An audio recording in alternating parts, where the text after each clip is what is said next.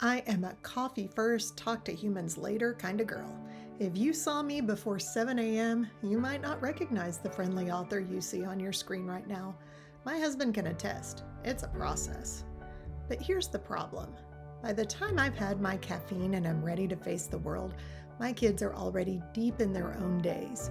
One is in a different time zone, another is already at school, and the third is probably still asleep. And suddenly, the rhythm of our family feels like different songs playing at the same time.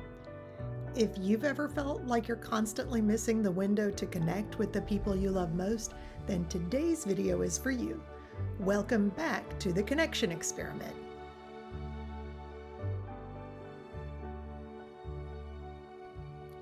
I'm Lorel Wilhelm-Volpi. In addition to being an author and a bit of a history buff, I've spent a lot of time studying how families stay glued together when geography tries to pull them apart. So last week we talked about the 2-minute call. If you missed that, go back and watch the first episode of the Connection Experiment. But today we're going to tackle a bigger hurdle, being out of sync. We tell ourselves, I don't want to wake them up, or they're probably busy right now, and so we wait. We wait for the perfect time that never comes, and suddenly it's Thursday and we haven't spoken all week. In my research for important Catholic women of the 20th century, I found that the most resilient women didn't wait for perfect timing, they created anchors. So what does that mean when we talk about being out of sync? Well, let's talk about a morning anchor. It's not a long conversation. It's about intentional visibility. Like, here's a 5-minute ritual. While your coffee is brewing or while you're waiting for the car to warm up, send a text. Not a question that requires a long answer, just a signal. Here's the innovative twist. Don't just say good morning. Send like a first thought. For example, I saw a bird that reminded me of that hike we took last summer, praying for your big presentation today. This does two things. It tells them that they're in your thoughts before the world starts screaming for their attention. And it also removes the pressure to perform for them.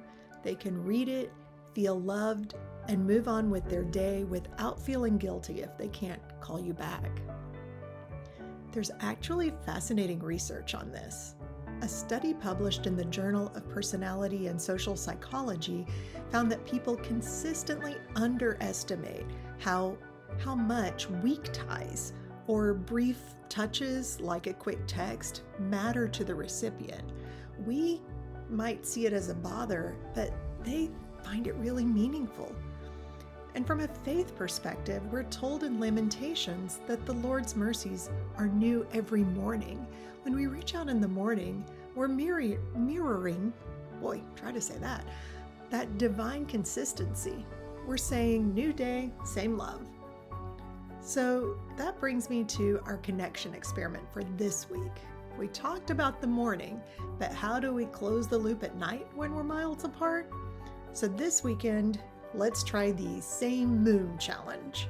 So no matter where your loved ones are, New York, Arkansas, Italy, California, Germany, we all look at the same sky.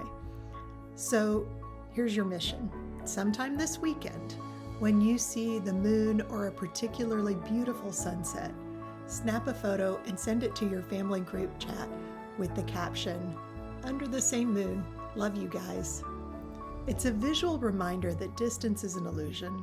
We're all standing on the same earth, under the same creator. Try that 5-minute morning ritual this week and let me know how it goes in the comments. What's your favorite low-pressure way to say hello? And if you found this helpful, I'd love for you to subscribe. And hey, if you want to dive deeper into these stories of connection and faith, check out my books. That's where a lot of these experiments are. Go and find your anchor today.